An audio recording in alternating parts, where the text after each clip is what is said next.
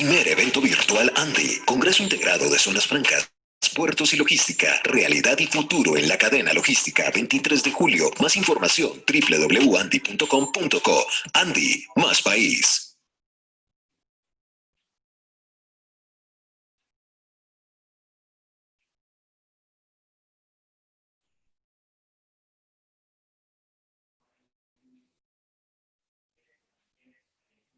Primer evento virtual ANDI, Congreso Integrado de Zonas Francas, Puertos y Logística, Realidad y Futuro en la Cadena Logística, 23 de julio. Más información, www.andi.com.co.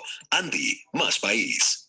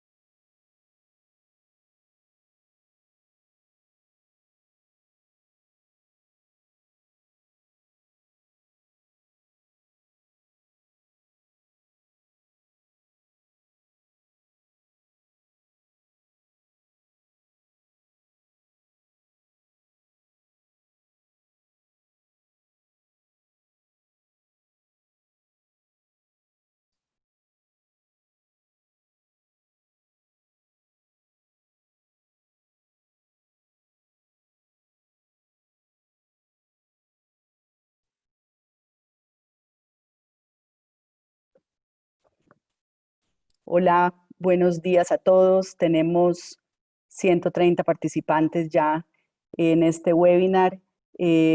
Muchas gracias por atender nuestra invitación el día de hoy. Tenemos invitados hoy al doctor Mauricio Reina, investigador de FEDesarrollo. Nos acompaña nuestro presidente, el doctor Bruce McMaster, para hablar de realidad y perspectiva económica. Te doy la palabra, Bruce. Muchas gracias a todos. Vamos a estar por 1 hora y media en este espacio. Al final tendremos unos minutos para preguntas que nos podrán ir enviando a través del chat de este webinar. Gracias, bienvenidos. Bueno, Ana, muchas gracias. Bienvenidos todos, buenos días. Gracias por encontrarnos el día de hoy. Gracias por esta oportunidad de poder intercambiar oportunidades. Le doy una bienvenida a Mauricio. Mauricio, buen día. Mauricio no solamente gran economista, muy reconocido además por muchas de sus polifacéticas cualidades, sino además también pues un gran amigo casi que de la infancia, de manera que Mauricio, bienvenido. Hola, Bruce, muchas gracias por la bienvenida. Gracias, Ana María. Adelante, Bruce. Sí. Bueno, pues vamos a aprovechar y quisimos hacer por iniciativa de la Cámara de la Industria Farmacéutica, por iniciativa de Ana María Vesga, quisimos hacer un conversatorio donde tuviéramos la oportunidad de intercambiar opiniones alrededor de, bueno, en qué estamos, qué tan profunda realmente es la crisis frente a la cual estamos, qué tan complejo será salir de la misma, qué oportunidades tenemos, cuáles son los efectos eventualmente sobre el sector privado, cuáles son los efectos sobre el sector público. Desde el inicio de la crisis misma nosotros hemos venido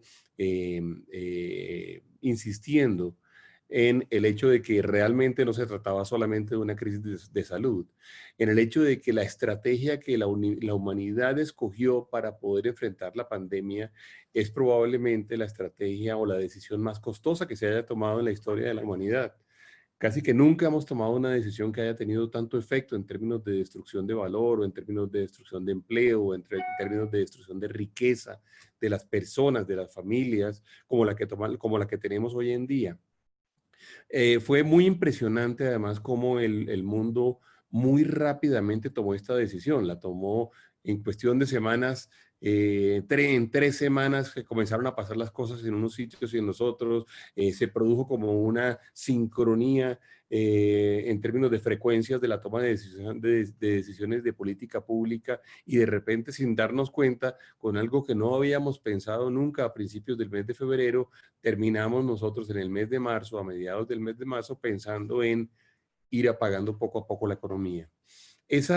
esa decisión que no fue pensada, tampoco fue analizada, nunca tuvo economistas detrás midiendo cuáles iban a ser, cuál iba a ser el tamaño de las consecuencias, nunca tuvo analistas ni modelos de equilibrio económico, nunca tuvo proyecciones ni modelos estocásticos tratando de ver qué es lo que sucedía. Bueno, pues nos colocó en una realidad totalmente inesperada, en una realidad totalmente desconocida para todos nosotros hasta ese momento, sobre la cual todavía no tenemos todas las cifras finales.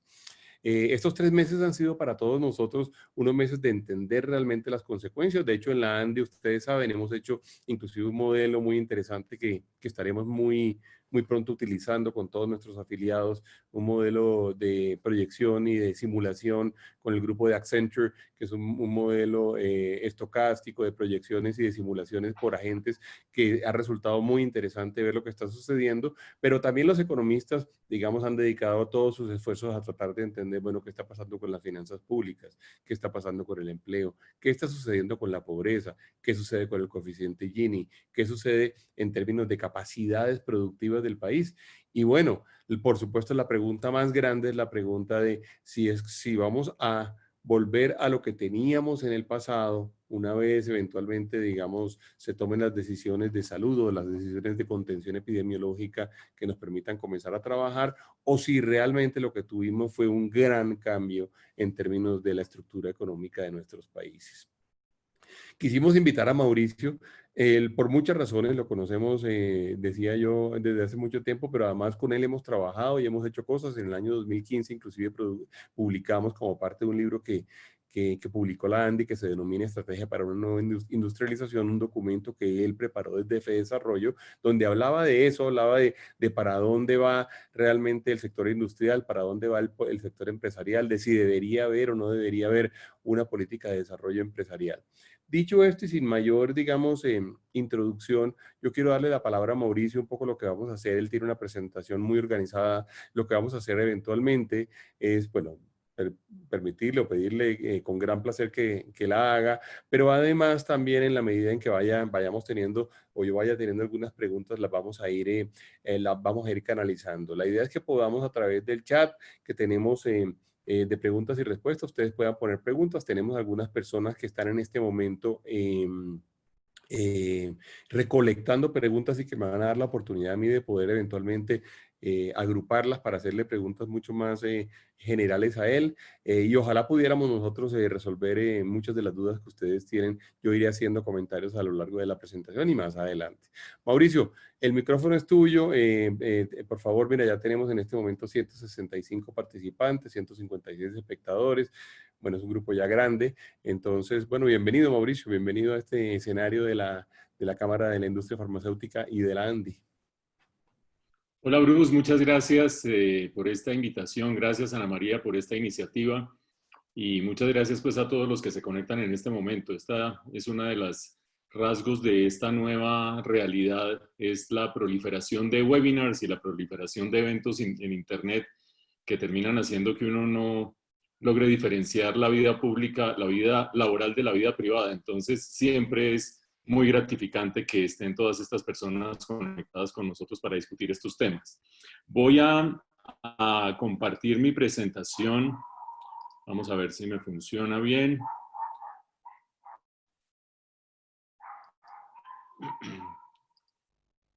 Ustedes me dicen si se está viendo. Perfecto, se ve.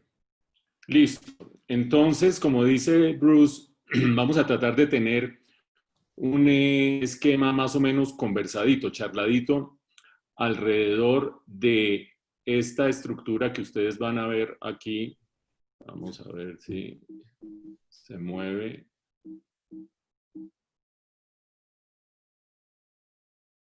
Ana María, creo que vas a tener que ayudarme tú a pasarla desde el otro lado porque aquí algo ha pasado. Listo, sí, señor.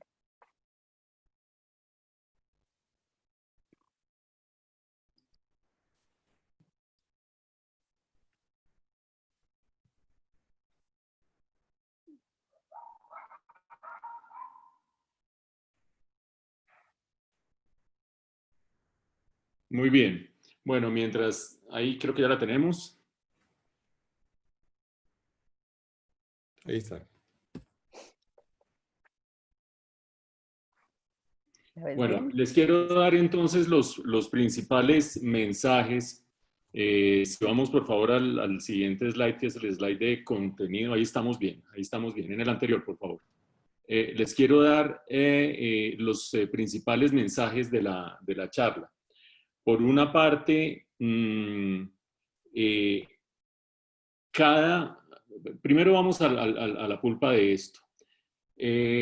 Evidentemente lo que uno quiere saber es qué va a pasar este año con la economía, en segunda instancia qué va a pasar el año entrante, y las cosas van cambiando tan rápido y se van desarrollando tan rápido que casi que la gente aplaza la pregunta acerca de qué es lo que va a suceder a partir del año 2022. Yo, al final de esta charla y de esta conversación, si espero pues persuadir a Bruce de que abordemos ese tema, propongo casi que una reflexión a la inversa. Es decir, que por supuesto veamos lo que está sucediendo ahora, pero que veamos las implicaciones de lo que está sucediendo ahora para el 2022, que es un año electoral. Obviamente no vamos a centrar esta discusión en política, pero sí hay que tener presente que en el año 2022 seguramente tendremos un desempleo, qué sé yo, alrededor del 17%, una pobreza que ha aumentado respecto al día de hoy, una peor distribución del ingreso y unas finanzas públicas en un grado de complicación muy serio. Y aparte de eso, seguramente vamos a haber tenido el año anterior una reforma tributaria que va a ser objeto, va a ser la piñata a la que todo el mundo le va a estar pegando. En ese contexto, no solo en Colombia, sino en otros países de América Latina, va a crecer la probabilidad de que agarremos el rumbo del populismo. Y Colombia, por suerte, ha estado blindada frente a esa amenaza hasta el día de hoy, amenaza que ha desviado de su curso otras economías, la economía brasilera, que iba también hasta que llegó la caída de los precios de los commodities, la economía argentina, que en este momento está al borde del default de la deuda y con una crisis inmensa desde el punto de vista económico y social. Hoy en día la economía mexicana igualmente.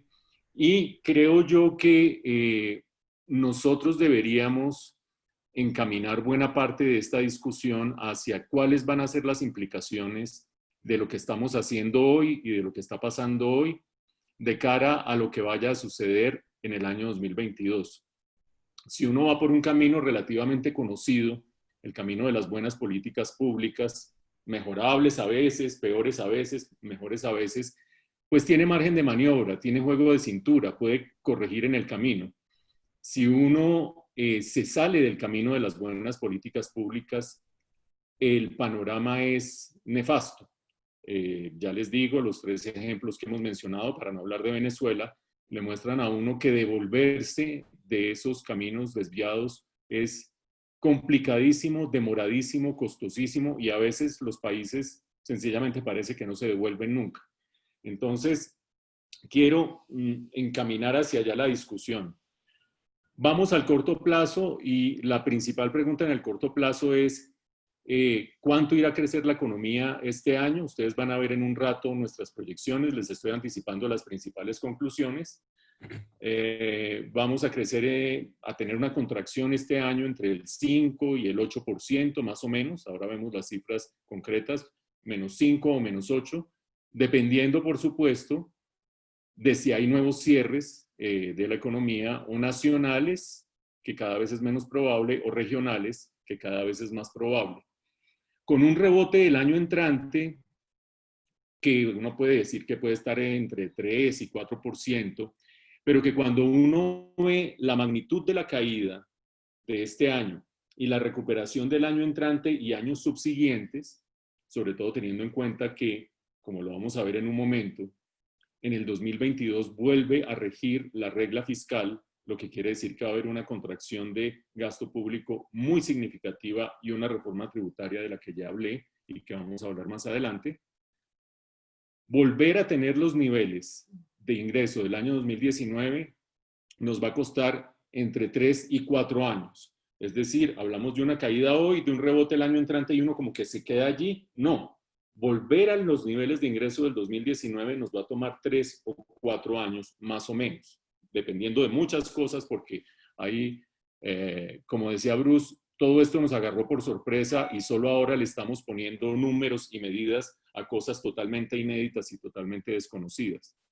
Ese es un primer elemento. Un segundo elemento, cuando hablo yo de cierres o locales o nacionales, uno se pregunta, ¿un cierre a qué equivale desde el punto de vista económico? Lo que ya nos están dando los datos, sobre todo los datos de abril, nos muestra que una cuarentena nacional significa que la economía funciona más o menos al 80% de su potencial, más o menos al 80% de su potencial. Por lo tanto, lo que veamos venir en el segundo semestre, si hay cuarentenas totales, insisto, no creo que vuelva a haber cuarentenas nacionales, pues ya le da a uno una idea más o menos de por dónde va el agua al molino. Tercer elemento para que tengamos presente en esta navegación de 5 temas que vamos a revisar, parecería, y me sintonizo con la introducción de Bruce, que el mundo reaccionó, como es natural, es un instinto de supervivencia, ante una amenaza desconocida. El mundo reaccionó de manera muy rápida y de manera muy drástica. Pero en el mundo, países como Colombia reaccionaron en términos relativos de manera más rápida y más drástica. El resultado de eso es que tenemos unos índices de mortalidad y de fatalidad muy bajitos que nos sirven para que nos feliciten en el mundo y en la región. Pero la otra cara de esa moneda es que estamos lejos todavía del pico de la curva, que es lo que permite llegar a ese pico de la curva, empezar a pensar en lo que hay al otro lado de la crisis de salud pública, en cómo manejarla, etcétera, etcétera. Mientras uno va subiendo y subiendo y subiendo como vamos nosotros y no llegamos al pico de la curva, empieza a reaccionar de manera un poco equívoca y estamos en una situación inédita en que estamos empezando a abrir la economía, que creo yo que es lo que hay que hacer, pero sin todavía haber llegado al pico de la curva. Eso nos diferencia de Italia, nos diferencia de España, nos diferencia de países que ya han hecho ese recorrido. Dicho de otra manera, en primera instancia, Colombia tuvo un muy buen manejo de la situación. Con el paso de los días nos damos cuenta que el manejo quizás no fue el mejor y que tal vez sobrereaccionamos en enclaustrarnos y en apagar la economía, sin que todavía permitiéramos que fuera evolucionando la curva de manera que ya supiéramos qué nos depara al otro lado de esa situación. 2 elementos más, o un elemento más para entrar ya a recorrer algunas cifras e ir discutiendo con Bruce. 2 elementos. El primero de ellos tiene que ver con el sector. Bruce hablaba de más de 150 personas que están conectadas en este momento. Quizás muchas de ellas tengan que ver con el sector salud, otros no. Afortunadamente y de manera muy generosa, invitaron a una charla de estas a muchas personas que no tienen que ver con el sector salud y la charla va a ser general, pero originalmente era convocada por la Cámara de Farmacéuticos de la ANDI. Y a esas personas yo quiero dejarles un par de mensajes, también los podemos discutir ahora con Bruce. Como ha sucedido con el sector salud en otras partes del mundo, el sector salud tiene unas de cal y otras, si te puedes devolver una, por favor, si te puedes, gracias.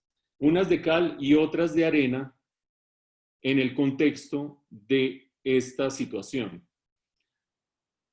Hay una situación favorable porque todo el mundo, incluida Colombia, está aumentando los presupuestos para el sector salud y con seguridad el futuro nos va a deparar un cambio estructural en la importancia que le dan las distintas sociedades a su sector de aseguramiento, a su sector de salud, a su sector farmacéutico, etcétera, etcétera. Sin embargo, en el corto plazo hay un problema muy complicado y es que la demanda por servicios de salud se cayó. Traigamos eso a Colombia.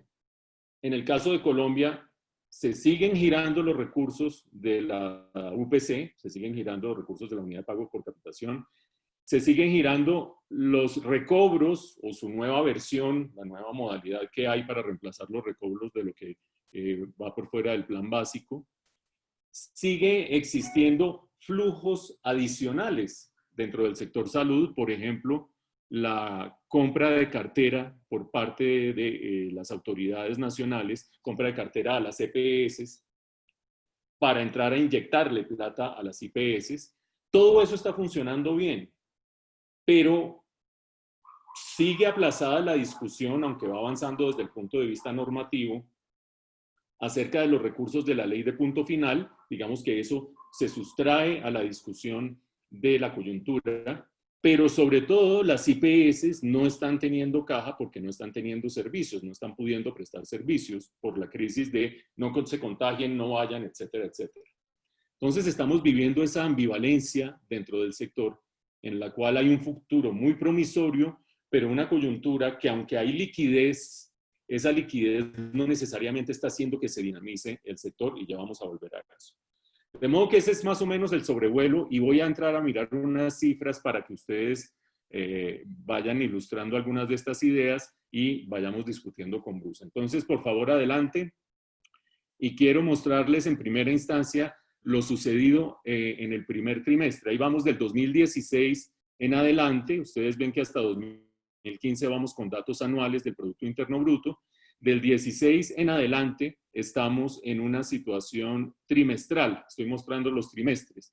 Y lo que uno termina encontrando es enero, febrero y marzo con un crecimiento de 1,1%. Ustedes lo ven, la línea punteada que agarra los 3 primeros trimestres en celeste. Abril una caída del 20% y de ahí hay 2 reflexiones que hacer. La economía, antes de que llegara la pandemia, venía creciendo al 4,1%. Los 2 primeros trimestres del año muestran entre 3,6 y 4,5 un crecimiento del 4,1%. Veníamos volando, pues no quiero exagerar ni ser poético ni nada parecido, pero compárenlo con lo que venía sucediendo el año anterior. La economía iba avanzando muy bien.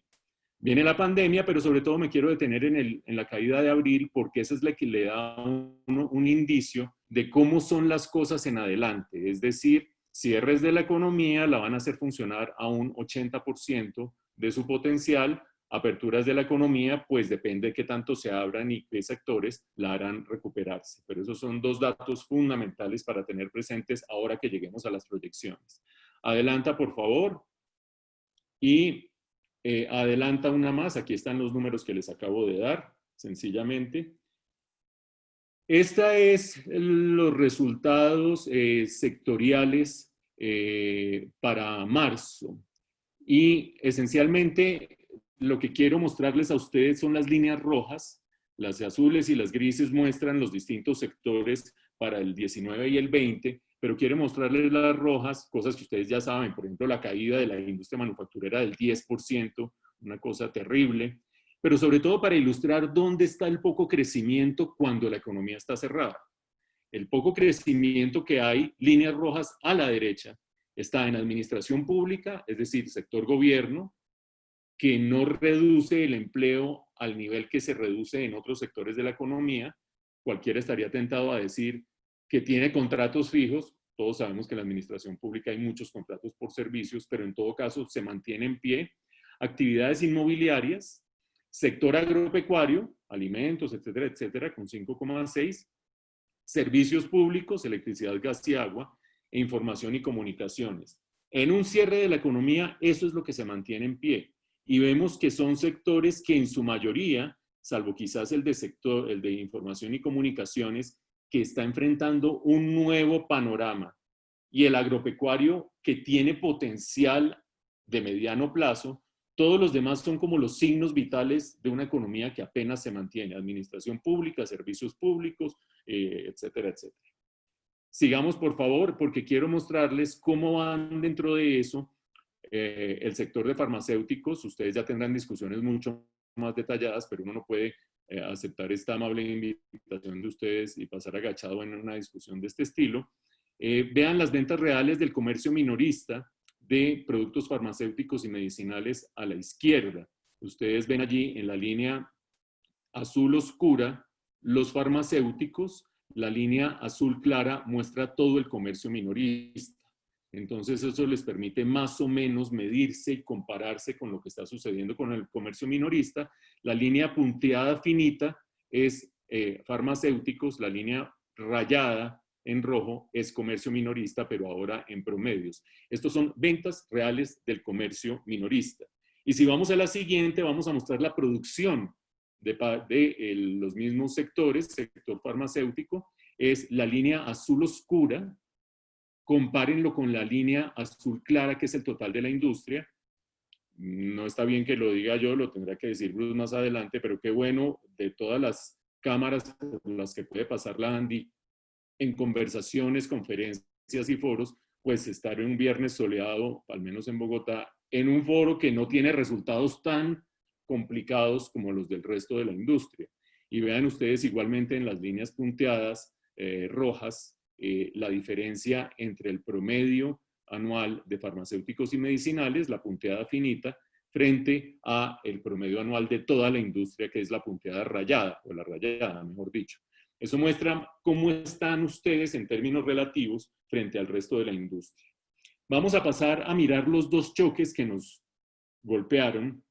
Vete a la siguiente. El primer choque lo quiero pasar rápidamente, pero va a ser clave sobre todo para ver el potencial que tengan las finanzas públicas de rearmarse en adelante y para ver qué panorama externo estamos enfrentando.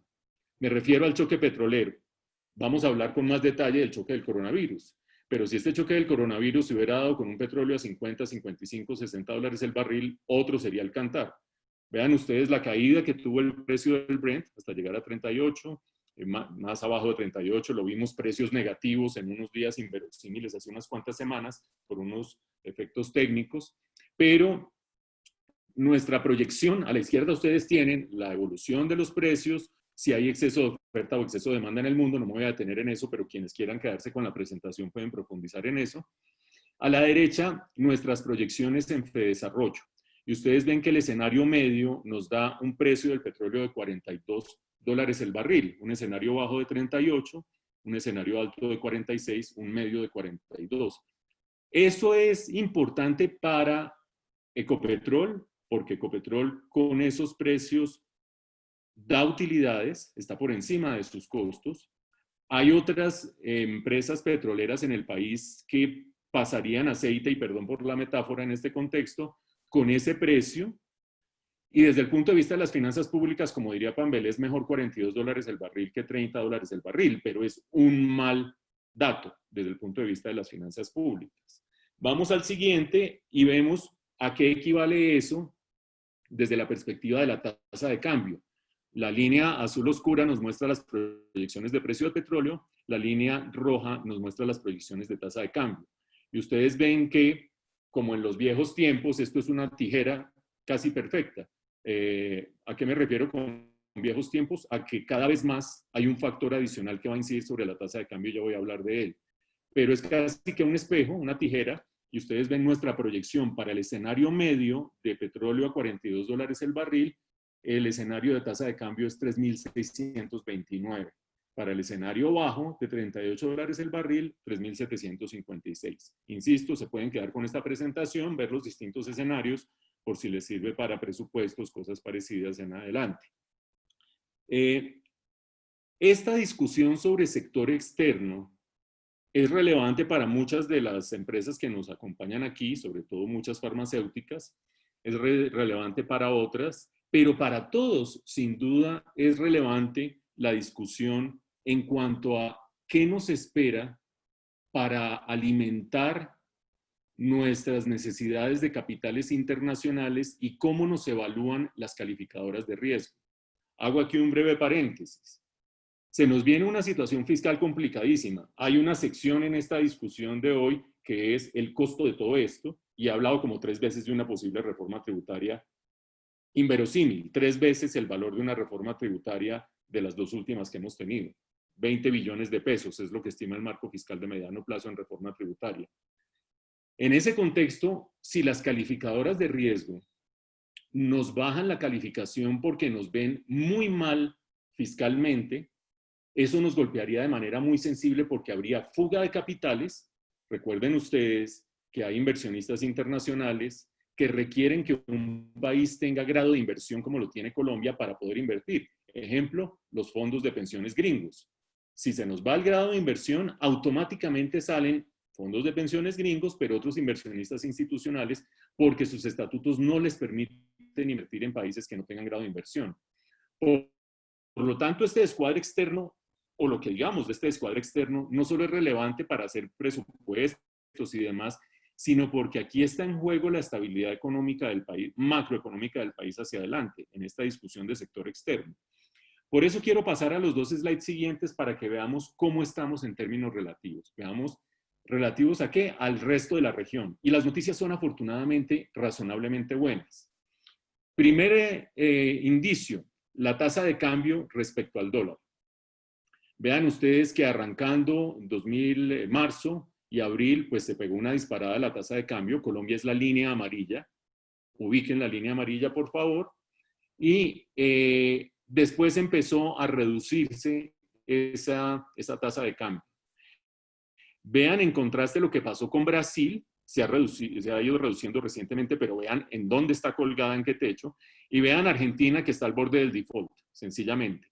Pero sobre todo en ese lote intermedio, hablando de una carrera ciclística, vean cómo estamos frente a Chile, estamos mejor que Chile en este momento, definitivamente peor que Perú, que nos saca cuadras de distancia en términos de evaluación macroeconómica, aunque el costo de la pandemia vaya a ser menor para Perú que para Colombia, y ahora vamos a profundizar sobre eso, no obstante que Perú haya gastado entre 3 y 4 veces más como porcentaje del PIB para recuperar la economía, va a ser peor el golpe para ellos, ahora vamos a hablar un poquito de eso.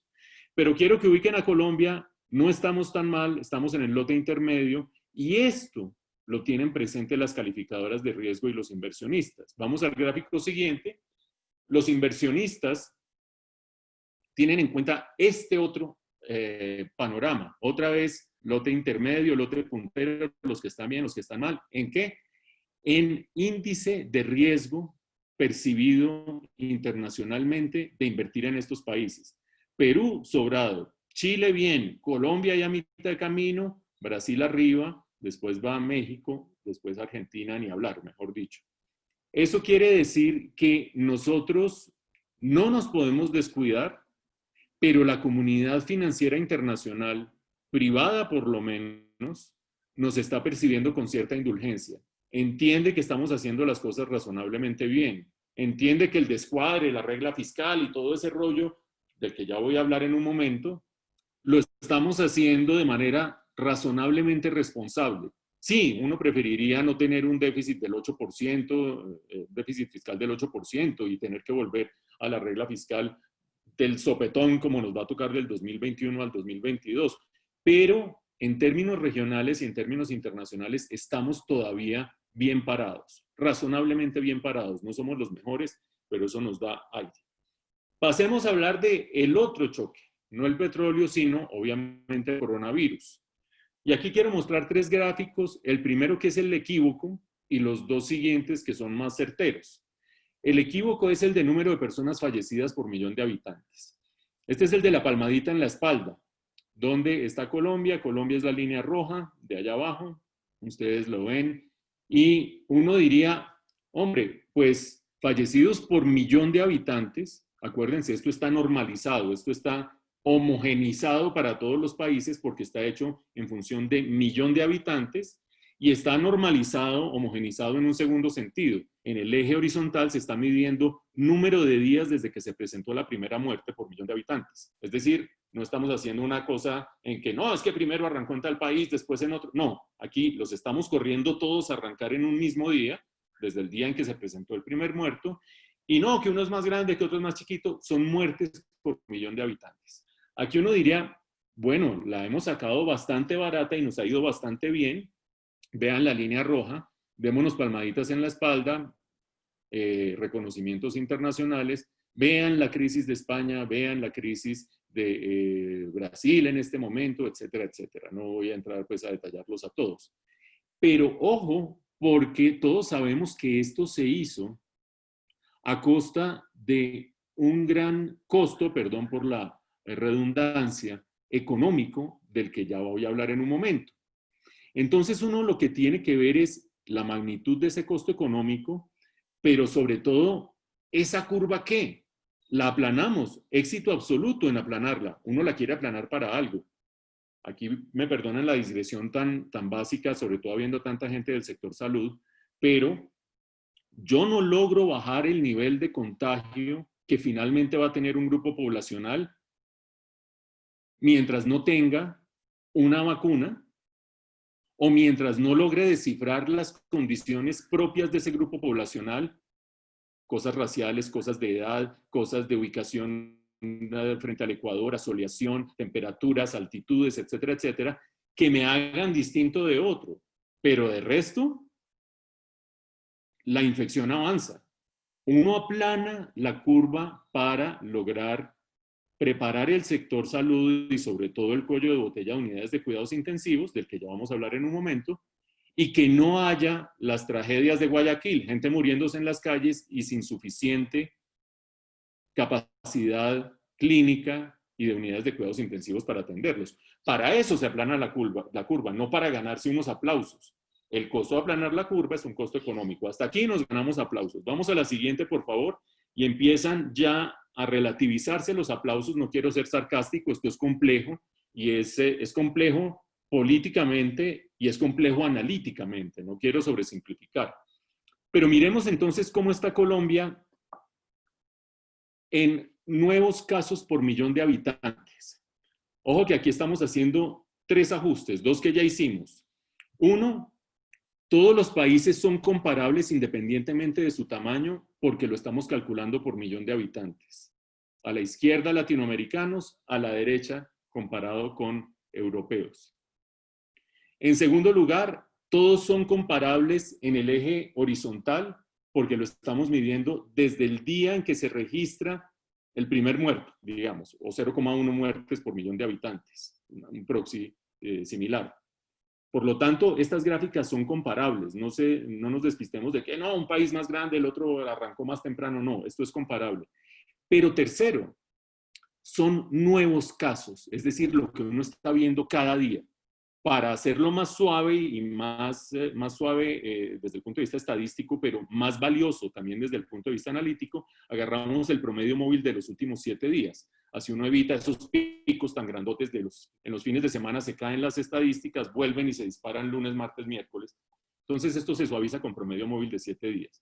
Hechas todas esas advertencias metodológicas, pero que creo que son claves para lo que queremos ver, vean a Colombia en la izquierda, línea amarilla, crece, crece, crece y crece, está creciendo más en este momento que Uruguay, que es un caso de éxito absoluto, está creciendo por debajo de lo que está creciendo Brasil, que no es ejemplo de ninguna manera. Vean cómo Perú tiende a la estabilización, es decir, que desde esta perspectiva uno podría decir, cuando digo podría, ese condicional hay que cogerlo con pinzas, que Perú ya logró la cresta de la curva en nuevos casos. Obviamente en el siguiente slide vamos a ver el número de fallecimientos, que son las 2 caras de la moneda. Y Chile aparentemente logró la cresta de la curva. Vean la roja y la azul dando una especie de horizontal y quizás empezando a bajar. Sabemos todos que el número de casos por millón de habitantes o el número de casos en general tienen un problema y es que están atados al número de pruebas que se hagan. Hago menos pruebas, detecto menos casos, por eso los fallecidos van a ser más importantes. Pero no quiero abandonar este gráfico sin mostrar lo que sucede a la derecha. Vean a la derecha Colombia, línea amarilla, comparada con España, línea roja, Italia, línea verde. Y Estados Unidos creo que también es relevante. Corea pues es un universo distinto, no por ello desdeñable para efectos del análisis. Ojalá nosotros tuviéramos la capacidad, disciplina social, capacidad de testeo, etcétera, etcétera, de Corea. Pero Corea desde el comienzo fue un caso excepcional. Ahora si quieren hablamos si uno quiere que le estén testeando a dónde estuvo, con quién estuvo, en qué momento, le sigan la tarjeta de crédito, le sigan el celular, etcétera, etcétera. Lo podemos discutir. Pero sí me interesa que vean ustedes cómo Italia y cómo España logran el pico de esta curva. Esta es una primera curva, número de casos, la siguiente va a ser fallecidos, número de casos por millón de habitantes, cómo logran ese pico temprano, alrededor de 3 semanas después de que arranca del primer caso. Y empiezan a partir de ahí a reducirse lentamente. Estados Unidos iba para lo mismo, pero Estados Unidos son como 50 y pico de países dentro de uno solo, distintas políticas, distintas medidas, etcétera, etcétera. Hoy las cifras en Estados Unidos son muy preocupantes. Y vean cómo Colombia, si hubiera tenido el mismo comportamiento que Italia y España, ya estaríamos en un descenso de la curva, de esta primera curva. Sí, que habrían sido mucho más graves al comienzo, el número de casos más escandaloso, sí, pero vean cómo no encontramos todavía la cúspide de la curva, lo que va a ser relevante para un tema que les voy a plantear en un momento. Pasemos a la siguiente, que ya no son los casos de contagio, sino que son las nuevas muertes por millón de habitantes. Acuérdense, aquí están las mismas 3 cosas, son comparables en cuanto a que todos se dividen por millón de habitantes, son comparables en cuanto a que todos los días que están en el eje horizontal se contabilizan a partir de un mismo día cero para todos los países, y se refieren a nuevas muertes, no muertes acumuladas, nuevas muertes suavizadas con un promedio móvil de 7 días. Vean a Colombia, línea amarilla en la izquierda comparada con la región. Vean a Chile aparentemente logrando una cúspide en la curva, logrando el punto más alto de la curva. Digo aparentemente porque siempre hay sorpresas y Chile ha tenido grandes sorpresas. Vean ustedes lo que pasa en el día 41 con Chile. Fue el momento en que tuvieron que volver a cerrar el área metropolitana de Santiago porque todo iba bien, creyeron que habían logrado la cúspide de la curva y se disparó aquello y volvieron a tener que tomar medidas. Entonces aquí nadie puede cantar victoria, pero parece ser que Chile está logrando ya un vallecito allá arriba. Perú igualmente, vean la línea roja, que es la de Perú. Brasil aparentemente también. Colombia, en cambio, trepa y trepa y trepa, como lo ven en la línea amarilla. Y si nos comparamos con los países europeos, sobre todo para entender que los modelos han sido distintos, los modelos de manejo de la pandemia han sido distintos, no porque uno quiera igualarse y la OCDE y no sé qué, no. Para entender qué cosas podemos y debemos aplicar de países europeos y qué cosas no, porque estamos teniendo desarrollos distintos. Vean que a los 21 días, una vez más, se logra la parte alta de la curva en España, a los 36 o 40 días en Italia, y así, y ahí a partir de ahí empiezan a bajar. Nosotros pasamos hace rato por esos 21 días, hace rato por esos 41 días, vamos en 86 días y trepa y trepa y trepa. A eso me refiero yo cuando digo que quizás las medidas fueron demasiado drásticas y demasiado pronto, porque el fenómeno de salud pública no se ha logrado controlar, tiene resultados magníficos, aplausos, palmaditas en la espalda, pero no se ha logrado desarrollar suficientemente y ya desgastamos la economía, el empleo, el presupuesto público, etcétera, etcétera. Ahorita volvemos sobre eso. Sigamos, por favor. Y quiero aterrizar en Colombia antes de dejar esta sección. Ya vamos a avanzar a la siguiente. En las diferencias regionales, sobre todo porque lo que se viene, vamos a ver si ustedes piensan lo mismo, Bruce, Ana María, lo que se viene definitivamente son manejos regionales y no manejos nacionales. Vean los casos diarios por millón de habitantes, una vez más, corregidos por los días, etcétera, etcétera, y corregidos por millón de habitantes, y vean el comportamiento de Barranquilla, lamentablemente, vean el comportamiento de Cartagena en segundo lugar, después van Bogotá y Cali, allí en un lotecito más o menos parejo, y después van Medellín y Bucaramanga muy, muy bien.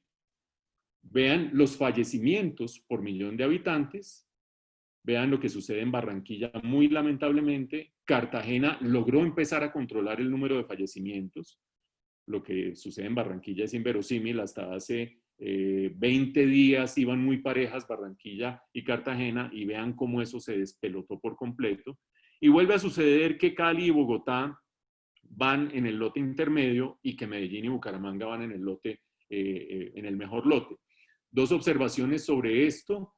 La primera, vean en que cuando uno revisa fallecimientos diarios por millón de habitantes, le parece que las medidas de Medellín, decretadas el día de ayer por el alcalde, según las cuales hay ley seca todo el fin de semana, eso pues no sé, habrá la Cámara de no sé qué, si sé cuánto, que está peleando por eso, pero a mí no me parece tan grave eso, pero los toques de queda durante los puentes, toque de queda todo el puente, que son medidas que uno encuentra razonables para Barranquilla. Miren la gráfica de Barranquilla, pero que me parecen absolutamente injustificables para Medellín. Sí, Medellín se está empezando a deteriorar, pero todavía está con un margen de manejo monumental, incluso en UCIs. El uso de las UCIs en Medellín está por debajo del 15%, por favor.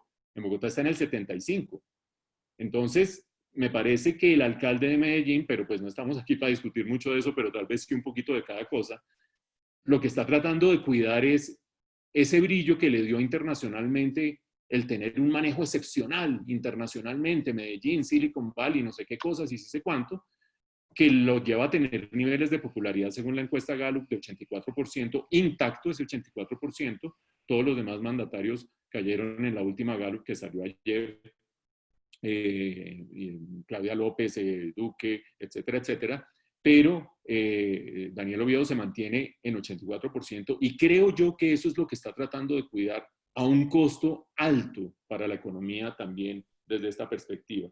Abandono este slide diciendo que el manejo definitivamente va a ser regional y vean ustedes quién tiene margen de maniobra y quién no tiene margen de maniobra en todo esto. Vamos a revisar las respuestas de política. Mauricio, me gustaría meter la cucharada un poquito como ya que Dale. estás cambiando de capítulo Dale, para decir dos o tres cosas. Digamos que es muy curioso, es muy llamativo, por decirlo menos, cómo realmente voy a hablar como del gremio de los economistas, cómo el grupo de los economistas no ha sido suficientemente enfático en resaltar el costo, lo que tú acabas de decir, en resaltar el costo realmente de la estrategia seleccionada. Inclusive de la estrategia seleccionada en Colombia, porque no puedo estar más de acuerdo con esa idea de que Colombia no solamente lo hizo más rápido, sino lo hizo más drástico y además también sin saber para dónde íbamos, porque es claro que uno puede cerrar y claro, si cierra, pues evidentemente reduce los contactos y reduce los contagios, pero pues como que no hemos tenido una estrategia de salida de la cuarentena. Eso no se ha dado. Yo en alguna mala broma decía que esta cuarentena es como la mafia, como que la gente es más fácil entrar que salir.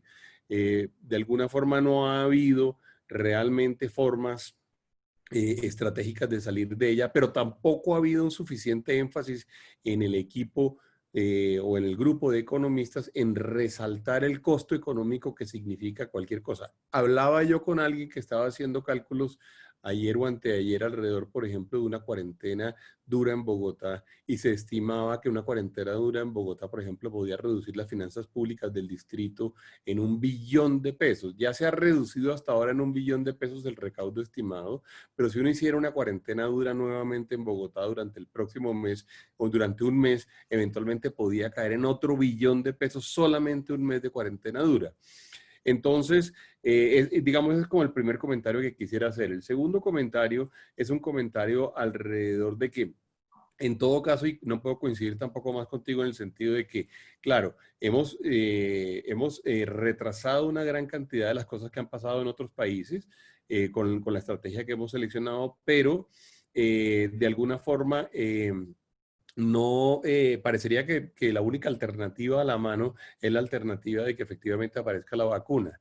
Y nosotros hemos venido insistiendo desde la ANDI en que hay una alternativa intermedia y es en la alternativa de lograr que efectivamente tengamos un comportamiento más parecido a Sudáfrica que al comportamiento que tuvimos, por ejemplo, nosotros en nuestro momento en Cartagena en el mercado de Basurto, o en su momento en Corabastos en Bogotá o en Barranquillita en Barranquilla.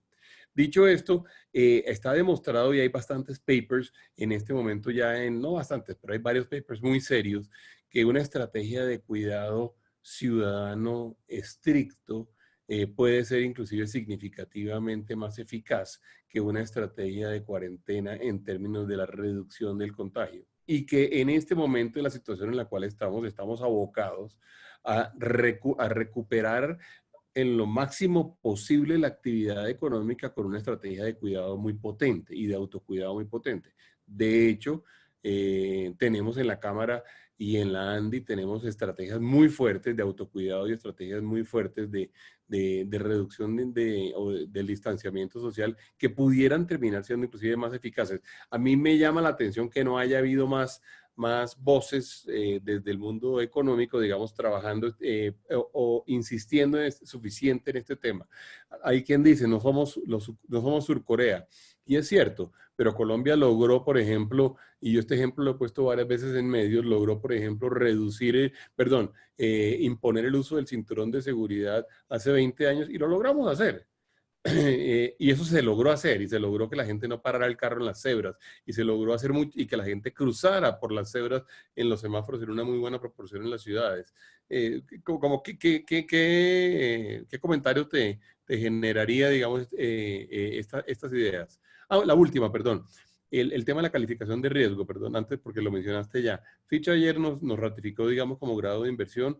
Y la otra cosa es que, pero es cierto, perdón, que en todo caso la calificación de riesgo es un ejercicio relativo. ¿Es un ejercicio relativo en qué sentido? En el sentido de que no estamos en la búsqueda del riesgo cero, sino estamos en la búsqueda del riesgo mínimo respecto de otros riesgos. Entonces, esa discusión tampoco es una discusión muy común hoy por hoy en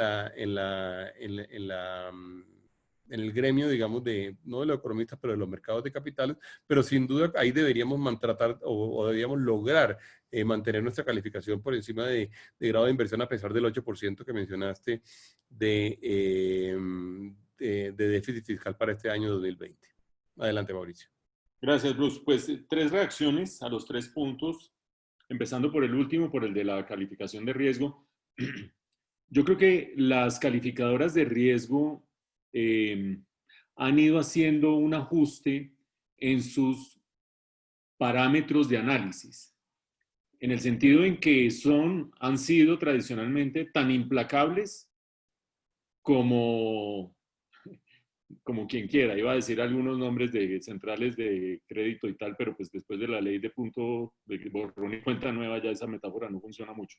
Pero implacables totalmente. Y se demoraron en ajustar un poco la lente.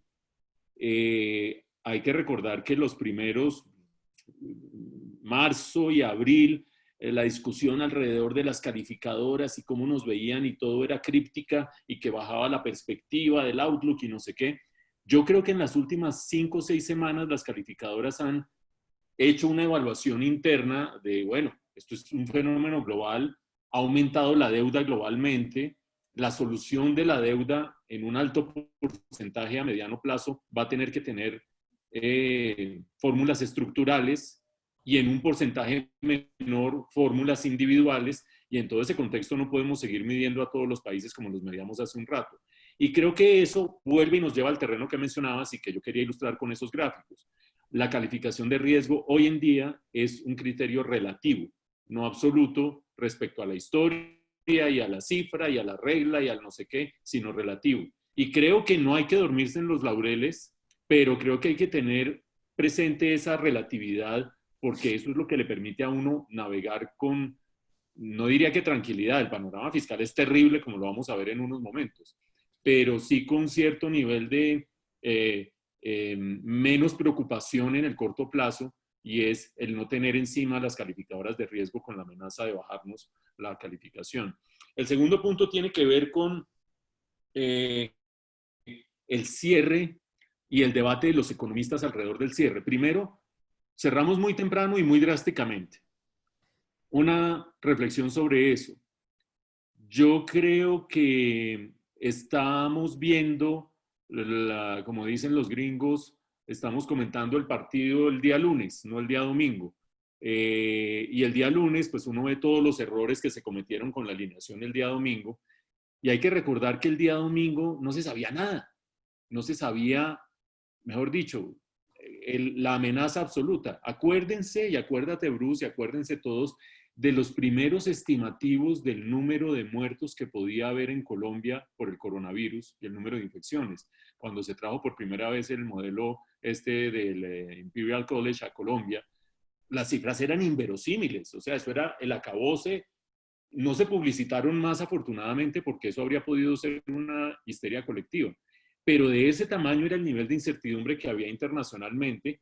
Entonces uno hoy puede ser más indulgente al evaluar las políticas públicas y decir, con la información que había en ese momento y lo que representaba desde el punto de vista de la percepción local, qué estaba pasando, sobre todo en Europa mediterránea, creo que es difícil juzgar negativamente esas decisiones hoy. Pero eso no obsta para que sí las juzguemos críticamente. No negativamente, pero sí críticamente y digamos, bueno, aquí qué pasó, se nos fue la mano en esto, qué es lo que vamos a hacer en adelante. Y eso me lleva a la última reflexión que planteabas, y es la de la cultura ciudadana. Yo creo, si hay gente que sigue mis comentarios a veces en un noticiero que trabajo por las noches, en Red Más Noticias, deben estar hartos de oírme hablar a mí de la cultura ciudadana como la principal herramienta para enfrentar este problema, inutilizada, no ha sido utilizada.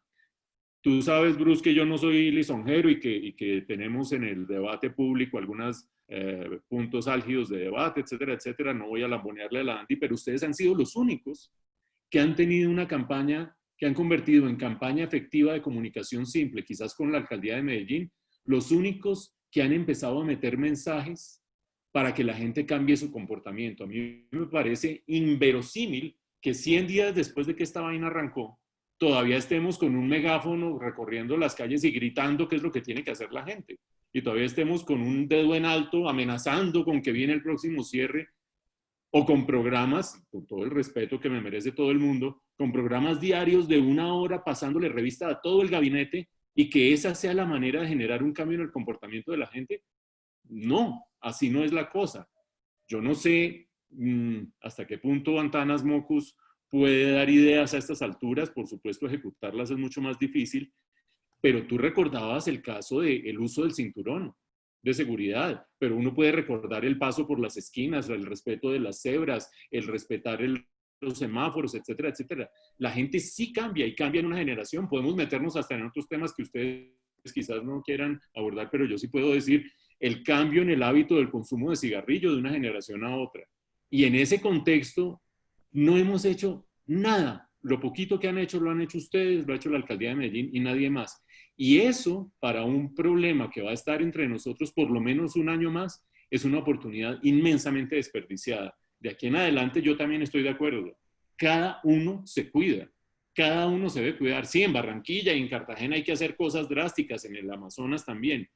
Pero en ciudades y economías regionales en situación intermedia, cada uno se cuida. Y allí ha faltado ese elemento de cultura. Ahorita volveremos sobre ello, pero creo que te he respondido las 3 cosas. Y ahora quiero pasar rápidamente por la sección de respuestas de política. Ya esto lo conocen ustedes bastante bien, pero quiero dar unos números que nos van a servir para el debate. Vamos a la siguiente, por favor. Hay 3 respuestas de política significativas de parte de Colombia. Una, el confinamiento, ya vamos a hablar de eso, y de la precipitación del confinamiento y de lo drástico del confinamiento. 2, la aplicación de pruebas.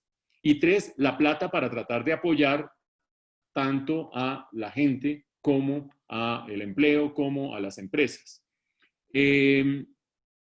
Arranquemos por el tema de las pruebas, porque de aquí en adelante no todo va a ser cultura ciudadana, es testing, tracing y comportamiento social, es decir, testear, buscar, hacer el rastreo, aislar a la gente para bajar las tasas de contagio y que el que no esté contagiado, masivamente testeado, con un testeo masivo, pueda trabajar, pueda seguir, pueda adelantarse, etcétera, etcétera. El mundo ideal es, hipotético por supuesto, testeemos a todo el mundo y agarremos a los que estén enfermos y aislémoslo y el resto del mundo sigue adelante. A eso se podría acercar Corea por el número de pruebas o qué sé yo, pero pues es una situación puramente hipotética para entender a qué futuro nos enfrentamos con 12 meses por delante, por lo menos, de dificultades con este tema mientras la vacuna se puede masificar. En testeo, Colombia, ¿cómo está? Como Pambelé, ha mejorado, pero es mejor ahora que antes, pero pues peor que otros países. Vean lo que ha hecho Uruguay, pruebas diarias por millón de habitantes, por eso Uruguay, entre otras, está lo bien que está. Vean cómo está Chile, con un muy buen desempeño igualmente. Estados Unidos, a la par Chile con Estados Unidos en pruebas diarias por millón de habitantes. Colombia en amarillito va mejorando, pero pues no es la gloria absoluta. Yo quiero hacer aquí un reconocimiento también a la oficina de Luis Guillermo Plata, porque el hombre llegó y se arremangó la camisa y se ha movido con las pruebas, las pruebas las está moviendo mucha más gente, por supuesto, pero mucho más complicado con los ventiladores, pero reaccionamos también un poco tarde en eso. Cuando llegó Luis Guillermo Plata y organizó su oficina y empezó a salir de compras, ya había varias semanas en que el mercado internacional se había estado apretando, sobre todo en ventiladores. Y nos tocó ya llegar en un momento en que la demanda por ventiladores excedía por mucho la escasa oferta de ventiladores, pero hay que hacer esos reconocimientos igualmente. A la derecha ustedes ven las pruebas diarias que dan positivas. ¿Eso para qué sirve? Para mostrar qué tanto sigue creciendo el fenómeno. Crecemos el número de pruebas, pero crece el número de positivas. Eso quiere decir que estamos iluminando más con la linterna y encontrando más ladrones alrededor, por usar una metáfora. Si usamos la linterna cada vez más y con más potencia y encontramos cada vez menos ladrones, estamos ganando la batalla. Pero si iluminamos más y encontramos más problema, pues quiere decir que la batalla sigue vigente, como lo hemos demostrado en otras de estas gráficas. Sigamos a la siguiente, por favor. Y ahí lo que quiero mostrar es que en términos relativos, Colombia, no obstante los logros, etcétera, etcétera, está aplicando unas pruebas por 1000 habitantes o unas pruebas por habitante muy bajitas, altas para la región, digamos, por debajo de Chile, por supuesto, pero pues evidentemente si yo estoy en Dinamarca o estoy en Portugal o estoy en Israel o estoy en Italia pues con unos problemas muy serios en el pasado reciente, estoy a otro nivel cada vez que uno habla de, bueno, testeemos para que la gente pueda salir. Si a uno le llegan las fotos de la gente ahorita entrando el verano ya en Italia, sentada en las calles y en las aceras y no sé qué, o en Bélgica haciendo bla, bla, bla, o en Reino Unido con un pasado tan polémico sobre esto, pues vean el número de testeos que están aplicando y vean nosotros en lo que estamos. Es decir, no podemos decir, bueno, salgamos al Parque Simón Bolívar todos a hacer picnic hoy sin tapabocas, porque lo estamos viendo en el Hyde Park en Londres. No podemos decir ese tipo de comparaciones. Vamos a la siguiente respuesta, que es la del, por favor, al siguiente slide, que es el aislamiento económico. Estos indicadores, sobre todo quiero que los vean desde la perspectiva gráfica. Si quieren discutimos la metodología, esto lo hizo Mauricio Cárdenas con un colega, lo publicó hace apenas un par de días. Pero gráficamente me parece que es muy interesante este y el siguiente slide en el siguiente sentido. Lo primero que está a la izquierda es un índice de aislamiento. Eso muestra en el eje horizontal el número de días con respecto al primer fallecido.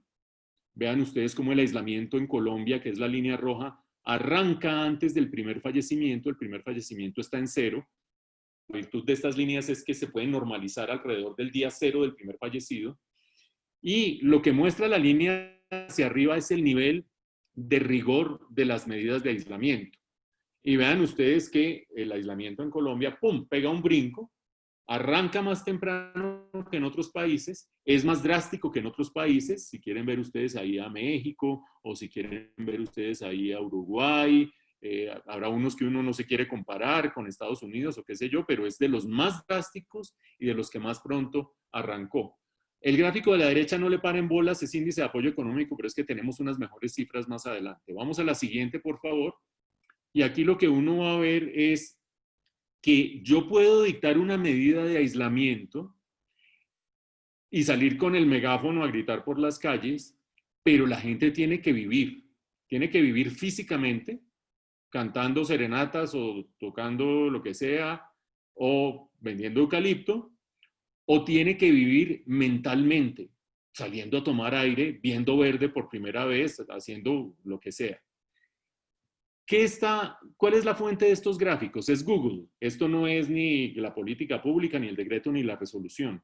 Y Google mide qué tanto se quedó la gente en la casa en los distintos países y lo estamos poniendo en promedios semanales. Vean ustedes cómo viene el confinamiento, las líneas hacia arriba es gente que se queda en la casa. Vean ustedes el caso de Colombia, es uno de los más severos de gente quedándose en la casa. Y vean cómo en todos los países, casi que independientemente de cuándo se empiezan a abrir cuarentenas, sino empieza a relajarse, a relajarse, a relajarse. En menos de un mes, las políticas de aislamiento se empiezan a erosionar. En el gráfico de la derecha vemos el caso de España, Italia, Estados Unidos, etcétera, etcétera. Este es un fenómeno universal en países en vías de desarrollo, en países desarrollados, o porque las autoridades empiezan a abrir la economía o porque la gente empieza a salir por salud física, mental y de supervivencia. Muestra que el confinamiento tiene un límite. Pero vamos a la siguiente, que es la más interesante desde el punto de vista de política y es un gran reto. Uno querría, veamos el caso de España, el de la derecha, por favor.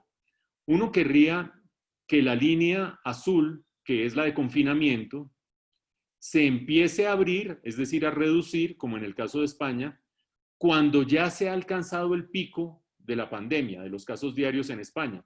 Vean ustedes que las dos curvas en España más o menos coinciden. Es decir, que yo abro la economía cuando ya me estoy deshaciendo del problema de salud pública. Perfecto, súper obvio. ¿Qué estoy diciendo de nuevo? Vamos al gráfico de Colombia. Vean, el confinamiento, línea azul, llega a su máximo cuando el problema de salud pública estaba en un nivel risible, y perdón, aquí nada es risible porque hay muertos de por medio, en un nivel muy, muy bajo, y vean cómo tenemos que empezar a aflojar el confinamiento, o por las buenas o por las malas, o en medidas de política pública, o porque la gente se empieza a salir, cuando la curva va subiendo y subiendo y subiendo y subiendo y subiendo y no encontramos el pico. Este gráfico es el que muestra de mejor manera cómo nos precipitamos en Colombia a hacer un confinamiento muy drástico y muy temprano, porque vean la disonancia que hay entre la curva de epidemiología y la curva de políticas de aislamiento social. Eso quiere decir, y ahí viene un reto monumental sin resolver todavía, en parte puede resolverse como Bruce lo proponía, pero creo que eso no basta.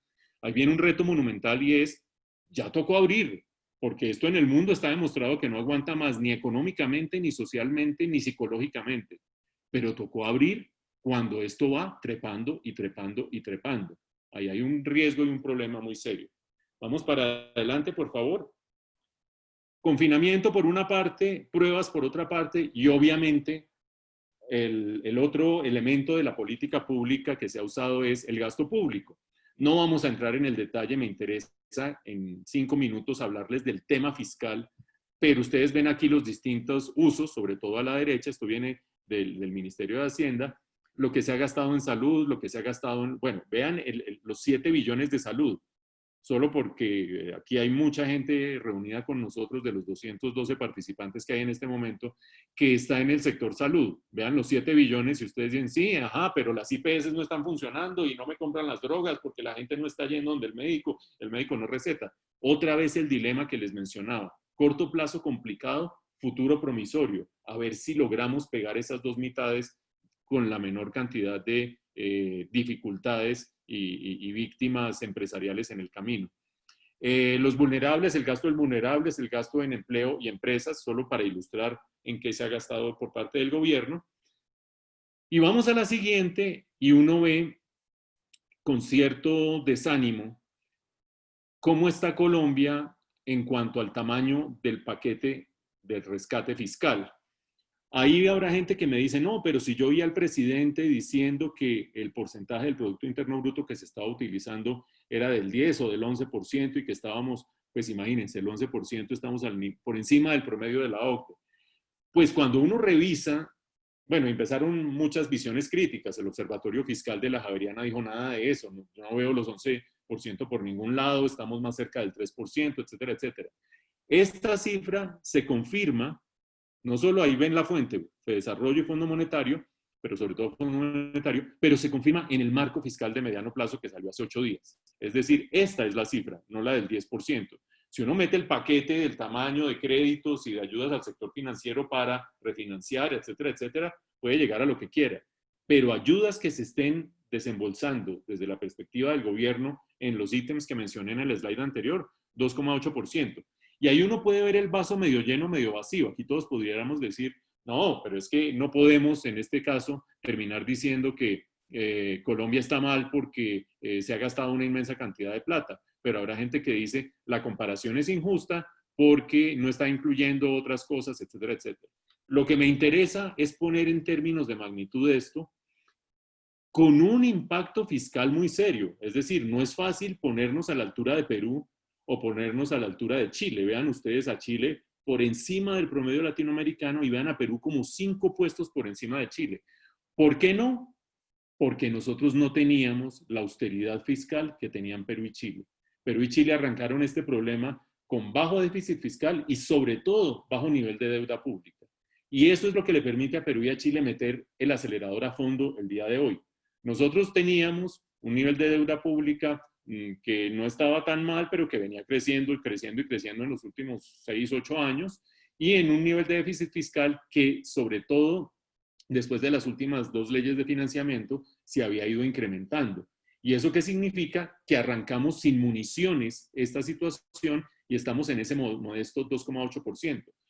¿Que se podría gastar más? Respóndanme ustedes en 5 minutos cuando veamos la situación fiscal. Yo creo que no se puede hacer tanto más desde la perspectiva fiscal. Vamos a la siguiente, por favor. Las proyecciones y los escenarios sobre esto creo que puede ser útil para ustedes quedarse y revisar las cifras. Yo solo quiero destacar un par de cosas. En desarrollo estamos trabajando sobre 2 escenarios. Un escenario central que supone que las cosas más o menos se mueven como van en este momento.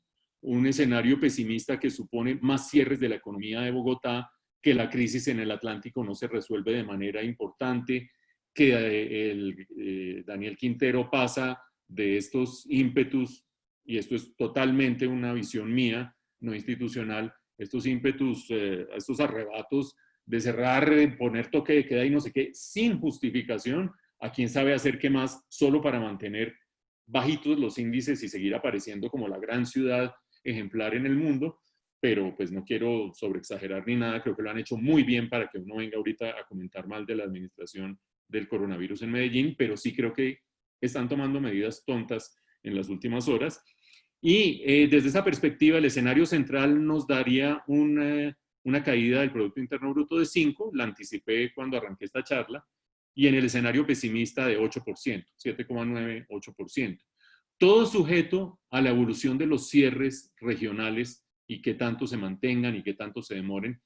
Y es difícil anticiparlo, porque si nosotros estuviéramos ya en la parte alta de la curva, ya como que uno conoce cómo se comporta esto, qué pasa, las tasas de contagio, etcétera, etcétera. Pero con ese nivel incipiente en el que estamos, pues cada vez menos incipiente, pero retrasado en que estamos en la curva de contagios y de evolución de la epidemia en Colombia, es difícil anticipar qué es lo que va a suceder. No, que comparémonos con España. No, ya vimos que no somos comparables con los países europeos, ya vemos que no somos comparables con otros, las dinámicas han sido distintas, las condiciones de edad, las características etarias de la demografía son distintas, la latitud es distinta, la longitud es distinta, la temperatura es distinta, la densidad poblacional es distinta. Entonces estamos casi, Bruce, como hasta cierto punto como estábamos hace 100 días, descubriendo un terreno medio desconocido.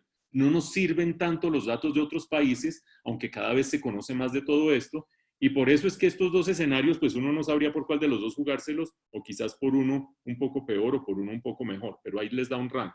Vamos a la siguiente, que les muestra mercado laboral que va a ser muy importante, sobre todo para algo que está viviendo el sector salud, y es el tránsito del régimen contributivo al régimen subsidiado.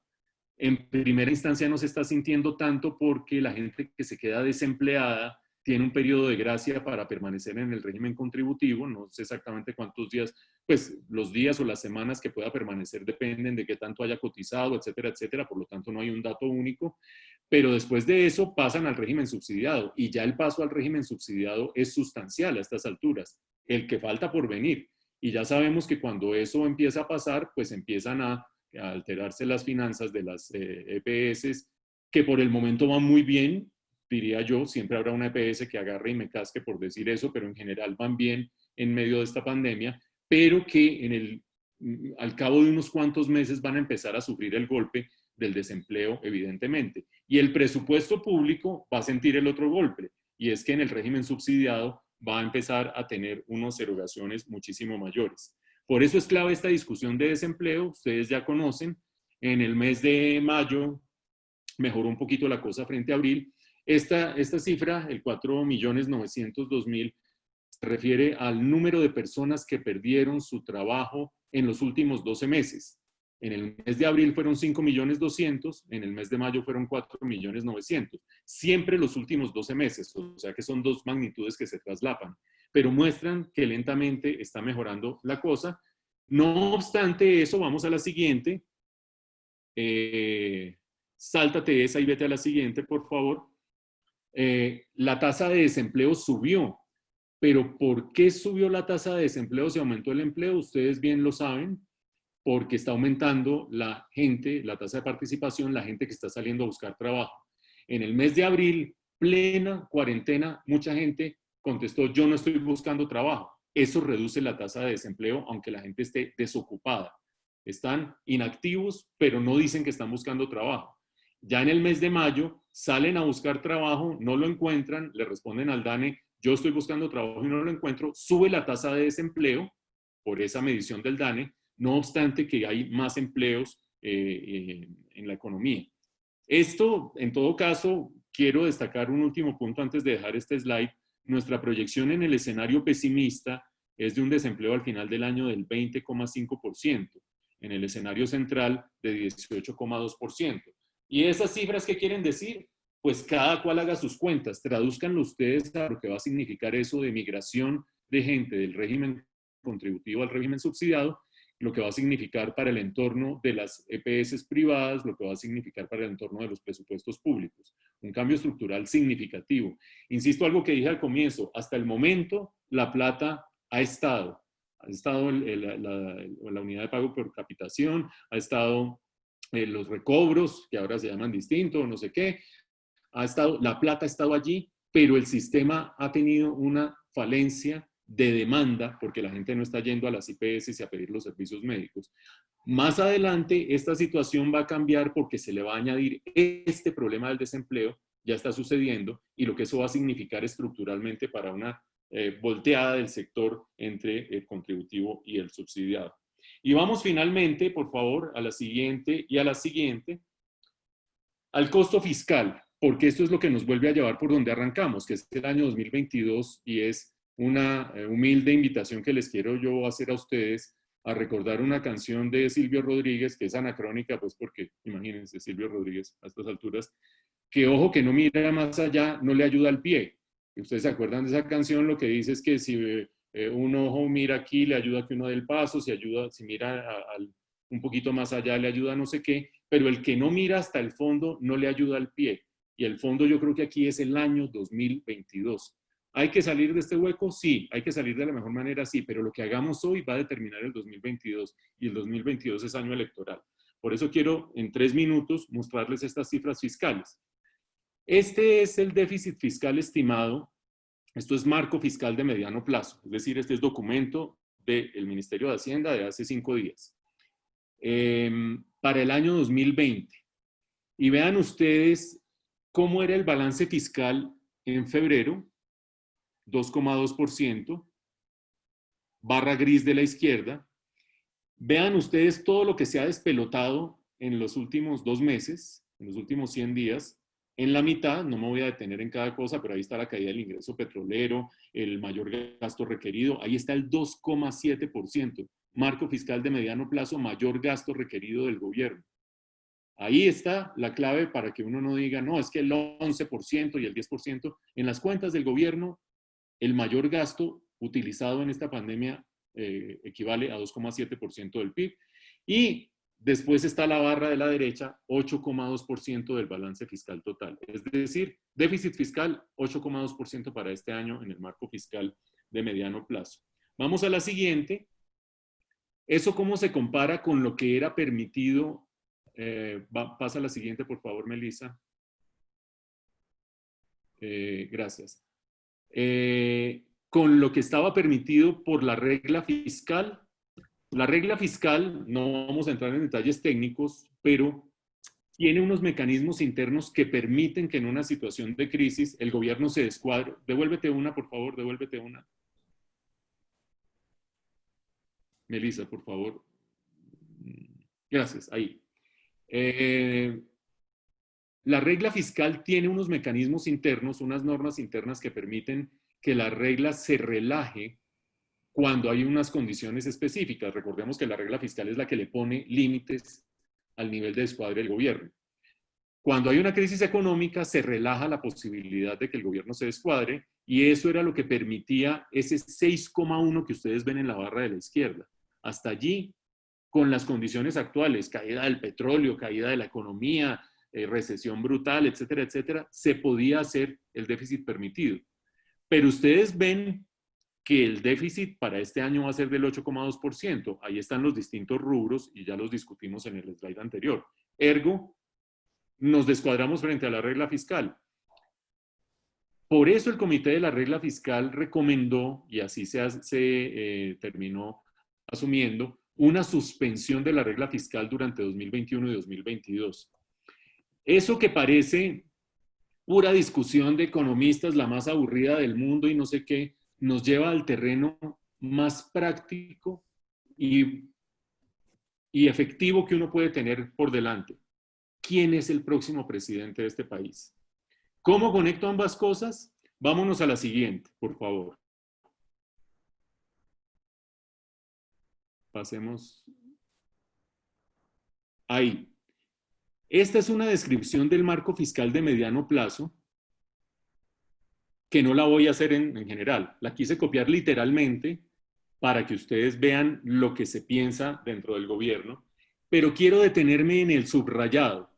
Una reforma, una vez hayan pasado los efectos de la pandemia, el cumplimiento de las metas de déficit fiscal de la regla fiscal requiere la realización de una reforma fiscal de al menos 2% del Producto Interno Bruto. ¿Cómo se traduce eso? La regla fiscal se suspende en el 2020 y el 2021 y vuelve a regir en el 2022. Ahorita vamos a ver qué significa que vuelva a regir en el 2022. Lo que dice ese pequeño bullet es que para llegar a ese restablecimiento de la regla fiscal, se va a necesitar una reforma fiscal de 2% del Producto Interno Bruto. Lo he dicho 3 veces y no he querido usar la palabra reforma tributaria, porque seguramente mi estimado contertulio Bruce me va a decir, óyeme, ahí dice regla fiscal, no reforma fiscal, no reforma tributaria, y uno puede reformar las finanzas públicas de muchas maneras. Yo creo que el grueso de esto es reforma tributaria de 2% del Producto Interno Bruto. ¿Qué es eso? 20 billones de pesos. ¿Qué es eso? 3 reformas tributarias de las que hemos tenido en los últimos 2 años. Una cosa brutal desde el punto de vista fiscal, desde el punto de vista económico y desde el punto de vista político. Vámonos a la siguiente, por favor, Melissa, y volvamos a ubicarnos en contexto. Hoy tenemos un déficit fiscal del 8,2% en el 2020, ya lo describimos. 2021 todavía vamos a tener licencia de tener suspendida la regla fiscal, 5,1%, y en 2022 tenemos que llegar a 2,5%. Vean lo que es esa trepada tan brutal en solo 2 años. Eso significa contracción del gasto público y aumento de los ingresos del gobierno, en parte petroleros, si es que logra recuperarse la economía mundial y jalonar el precio del petróleo, pero en gran medida con esa reforma tributaria. Parémonos en ese 2022 un momento y pensemos en una campaña política donde va a haber mayor desempleo menor que el que hay hoy, pero un desempleo superior al 16% sin lugar a dudas, o al 15% por lo menos. Va a haber aumento de la pobreza frente al del año pasado, menos de la que vamos a tener al final de este año, pero sí un aumento de la pobreza, una peor distribución del ingreso, con seguridad, cae la clase media, caen los vulnerables en una situación de crisis de este estilo. Y en ese contexto, un apretón fiscal monumental, antecedido en el año 2021 por una reforma tributaria que va a ser tremendamente impopular porque va a ser 3 veces la reforma tributaria última o antepenúltima que tuvimos en este país. Yo no quiero imaginarme ese debate electoral, pero sobre todo no quiero imaginarme el resultado y el desenlace de ese debate electoral si no lo empezamos a encaminar desde ahora. Yo respeto profundamente las posiciones políticas de cada cual, pero para mí es evidente que posiciones populistas se han tirado a Argentina, se han tirado a Brasil, se han tirado a Venezuela, se están tirando a México. No por cuestión de gusto y percepción subjetiva, por las cifras. Por lo tanto, va a ser muy fácil pararse en una tarima en el año 2022 a decir, y vean la reforma tributaria que nos metieron, y vean el nivel de desempleo, y vean no sé qué, y fuera de eso vean si sé cuánto, y va a ser difícil lograr neutralizar un discurso de ese estilo. Creo que desde ya lo que tenemos que hacer desde la perspectiva económica es tratar de conducir la nave para que ese debate electoral sea lo más propicio a preservar un camino seguro para la economía colombiana. Y lo que debemos hacer desde el punto de vista político, social, comunicacional, epidemiológico, cultural y de cultura ciudadana, todos los que ustedes quieran meterle, es tratar de evitar que el país caiga en manos del populismo, porque las condiciones están bastante dadas para que ello suceda. Un último, bueno, yo paro ahí, Bruce, paro ahí porque las dos slides adicionales lo que ilustran es las cifras tributarias. Entonces, ahí termino yo, Bruce. Vale, vale, Mauricio, muchas gracias. Yo creo que nos has dejado una gran cantidad de inquietudes. Entonces te voy a replicar algunas cosas y te voy a proponer que ensayemos una respuesta para algunas otras.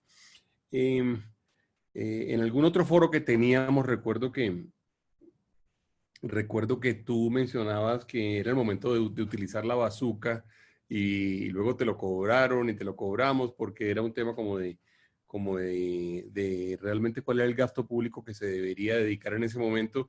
Y yo después de esa última conversación, quisiera como decir que yo creo que realmente donde tenías más razón es en que la gran bazuca que Colombia tenía era las cuarentenas y probablemente esa la utilizamos antes de lo que deberíamos haber utilizado.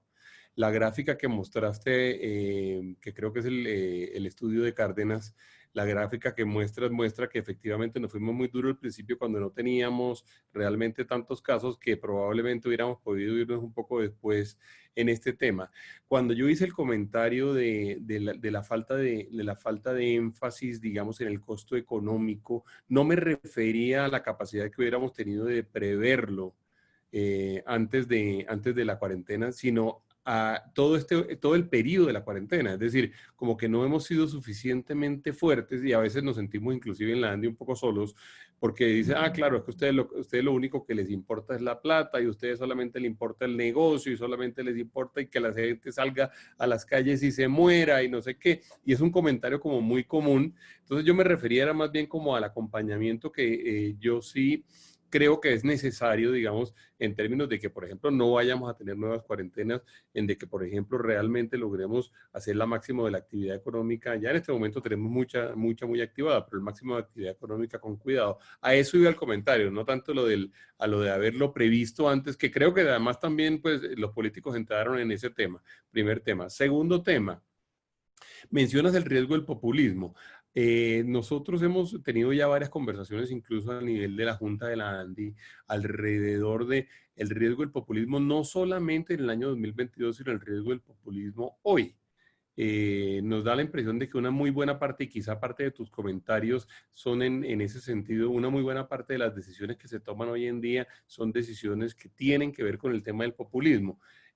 ¿Cómo hacer para poder, por ejemplo, preparar a un país para una reforma fiscal como la que estás planteando, una reforma tributaria como la que estás planteando, en medio de un mundo plagado de populismo y de unos políticos que realmente pues no parecería que están muy interesados en construir en el largo plazo, ni siquiera de construir colectivamente, sino de generar posiciones muy polarizadas que básicamente lo que puedan hacer es generarle a ellos, digamos, popularidad hoy en día?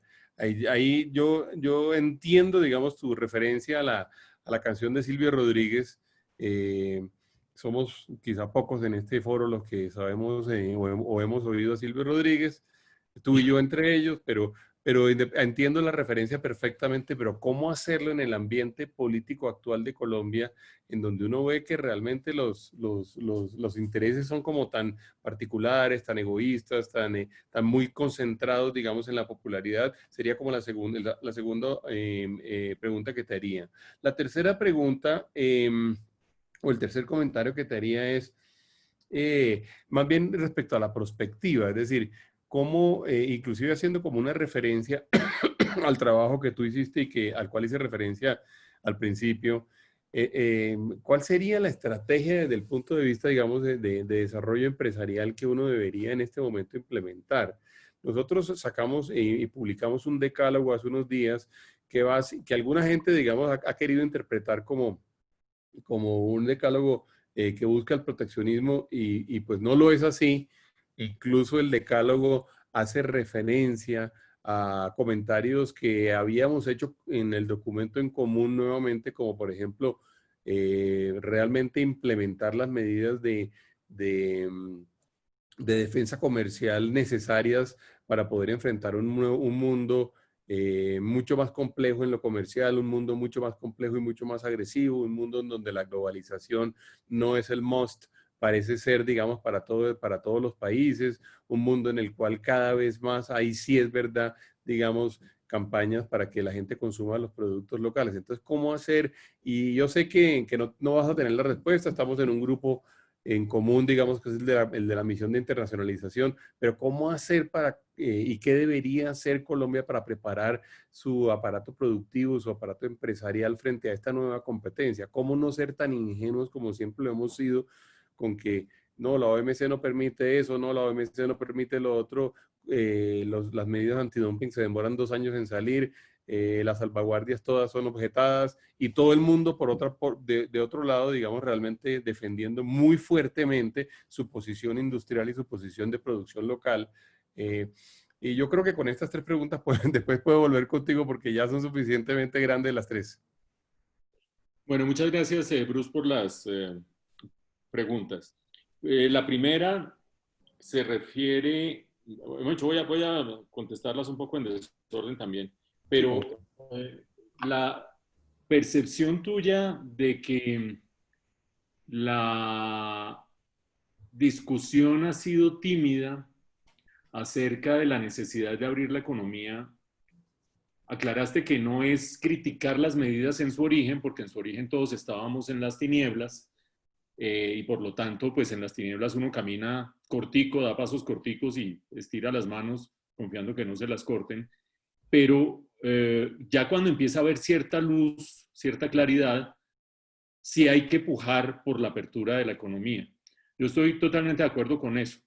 Yo creo que ya no hay vuelta atrás. Yo creo que cuando no hay vuelta atrás, ¿en qué? En abrir la economía. Creo que en la medida en que las cifras que salen muestran que regionalmente hay unas inmensas diferencias, pues evidentemente las regiones van a terminar tomando cada una sus decisiones. Creo que teniendo la economía paisa bastante bien, sin cuellos de botella por delante, uno no puede admitir, sin cuellos de botella de salud pública, un nivel de uso de las UCIs de el 15% más o menos, espérense, yo les digo que yo tengo el dato por aquí, 19% de uso de las UCIs el día de ayer.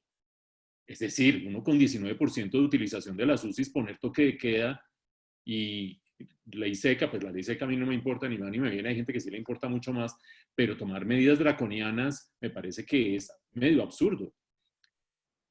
Más grave si eso se convierte en cerrar economía por el prurito de mantener los indicadores de modo que siga yo apareciendo en las portadas de los periódicos internacionales como la ciudad ejemplar en el manejo del coronavirus, que evidentemente no es ejemplar algo que termine bloqueando la economía de esa manera. Entonces, creo que no hay vuelta atrás y creo que lo que sí va a ser necesario es aterrizar en las realidades regionales con mucha mayor frecuencia. Ustedes lo habrán cotidianamente, pero hay que ver el camello, que es conseguir las cifras detalladas recientes por ciudades. Que no, que el Instituto Nacional de Salud, que no, que el Ministerio, que rearme por aquí, rearme por allá. Lo primero que se necesita para tener un buen debate público es empezar a hablar en otros términos y empezar a hablar en términos de ilustración mínima de los interlocutores en cuanto a tasa de utilización de las UCIs, R sub T en las distintas regiones, número de infectados por 100.000 habitantes en las distintas regiones, y a partir de ahí pedirle a los gobernantes que tengan una actitud mucho más consistente con sus realidades locales, y eso sí, hacer una asignación inteligente de las UCIs que van llegando. Yo creo que más allá de que uno diga, no, en la disputa Claudia López y Duque, que Claudia López es más maleducada, que Duque es más educado, que no sé qué, independientemente de las preferencias políticas de cada cual, creo que sí le queda una lección al gobierno de este último episodio, y es UCI que vaya llegando, vaya la asignando de acuerdo con las necesidades de utilización de UCIs regionales. Suena súper obvio lo que estoy diciendo, pero no se estaba manejando de esa manera. Y eso es justamente lo que se está empezando a hacer en Bogotá con la alerta naranja. Que no sea una EPS la que maneja y una IPS la que maneja sus UCIs, sino que sea una autoridad central que con buen criterio, de acuerdo con las necesidades, las asigne y así flexibiliza cuellos de botella. La ANDI se ha sentido un poco sola en eso, pero creo que están cada vez menos solos. No en el decálogo, ya te voy a hablar del decálogo, pero sí en la necesidad de abrir la economía, porque no hay tiempo, no hay vuelta atrás. En ese respecto, quiero hacer una reflexión sobre la bazuca. Para ilustrar a quienes nos están siguiendo en este momento en qué consistió el debate de la bazuca, es cuándo usar los recursos fiscales y qué tanto usar los recursos fiscales. Y yo creo que los recursos que se destinan a subsidiar el empleo se demoraron demasiado tiempo en salir. Cuando teníamos esa discusión de la bazuca en un grupo de discusión que tenemos, estábamos hablándolo a comienzos del mes de abril, arrancando el mes de abril. Y en ese momento todavía la caída del empleo no había sido tan significativa, entre otras cosas porque las empresas estaban tratando de ver cierro, no cierro, qué hago, sobre todo las MIPYMES. Se demoró 6 semanas en salir el decreto de subsidio al empleo, que para efectos de una administración como la colombiana puede ser rápido, sacar un decreto en 6 semanas, pero en medio de una crisis en la que día tras día se estaban perdiendo empleos, es mucho más lamentable.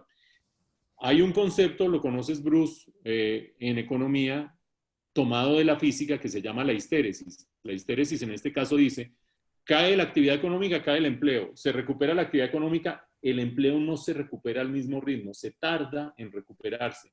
Y ese es el lujo que no nos podíamos dar, permitir que el mercado laboral se deteriorara de esta manera. Y allí era donde había que aplicar una bazuca fundamental para mandar esos subsidios de una para tratar de preservar el empleo. Eso hace que la economía por sí sola aguante mucho más. Dele el choque eléctrico que el cuerpo reacciona. Si no le da el choque eléctrico, el cuerpo no reacciona. Sobre el populismo y la reforma tributaria, inmensa preocupación. Si uno se pone a mirar los incentivos de corto plazo que tiene cada uno de los actores políticos en Colombia hoy en día, yo no sé cómo va a pasar esa reforma tributaria. No hay en el Congreso una voz sensata. En el Congreso las voces más activas tienen posiciones populistas. Veamos la discusión de la ley de borrón y cuenta nueva en las centrales de información de crédito. Y a mí me preocupa muchísimo. Yo no sé cómo vamos a hacer para que políticamente haya esa manera de canalizar la reforma tributaria que el país necesita. Ya después podemos ver los componentes y que si es pro crecimiento, anticrecimiento, más personas naturales, más personas jurídicas, claramente esto va más hacia personas naturales que jurídicas, etcétera, etcétera. Pero tú viste y ustedes vieron las reacciones de las últimas 24 horas a la propuesta de ANIF de volver a grabar la canasta familiar, una propuesta que sin duda es inoportuna, impopular, no va a pasar nunca el filtro del debate público. Pero la principal oposición vino de todos los sectores del Congreso. Entonces, pues yo no quiero imaginarme cómo va a ser esa discusión de la reforma tributaria y me preocupa, ahí vuelvo a respetar las posiciones políticas de cada cual, pero me preocupa que no veo en el panorama tampoco una figura con suficiente fuerza para contrarrestar todos estos elementos en favor del populismo, sobre todo el populismo de izquierda, que se están configurando en el panorama. gran trabajo por hacer, no sé por dónde hacerlo, francamente, Bruce. Y finalmente, la reflexión sobre cómo hacer esta recuperación y qué hacer, y mencionaste el caso de la internacionalización y la defensa comercial y el proteccionismo hipotético. Yo creo que hay una discusión que tiene que ver con dónde rinde más cada peso gastado desde el punto de vista de generación de actividad económica y generación de empleo, sin hablar todavía de proteccionismo o defensa comercial o internacionalización. Creo que esa discusión más o menos tiene antecedentes ilustrativos en Colombia. Creo que hay sectores como, por ejemplo, la construcción, la infraestructura, que claramente jalonan empleo y al jalonar empleo tienen un multiplicador mayor. Jalonan empleo y jalonan encadenamientos productivos. Yo creo que allí $1 o $1 gastado tiene más impacto en empleo y en jalonamiento de toda la economía que en cualquier otro sector. ¿Plata de dónde? Pues dificilísimo, pero hay una plata atrapada en regalías que tú bien conoces, tú conoces muy bien las finanzas públicas de tu paso por el Ministerio de Hacienda. Hay una plata allí que cualquiera la querría agarrar ahora mismo, indudablemente. Creo que ahí hay un trabajo por hacer. Y creo además de eso que la reforma tributaria, independientemente de si es pro personas o qué sé yo, tiene que mirar el tema de las exenciones muy a fondo. La última cifra que yo revisaba a partir justamente de las declaraciones de ANIF hace 48 horas, muestra que las exenciones en el caso de la reforma tributaria pueden ascender a 80 billones de pesos. Estamos hablando de una reforma que va a querer recoger 20 billones. Es decir, con un análisis juicioso de las exenciones que hay hoy en día, tratando de preservar las que verdaderamente son transversales y generan crecimiento, y no puntuales y específicas y no generan crecimiento sino rentas, yo puedo sacar una buena tajada de esos 20 billones de pesos y aliviarle un poco el caminado a todas las otras sensibilidades de la economía. Y finalmente la reflexión sobre la internacionalización.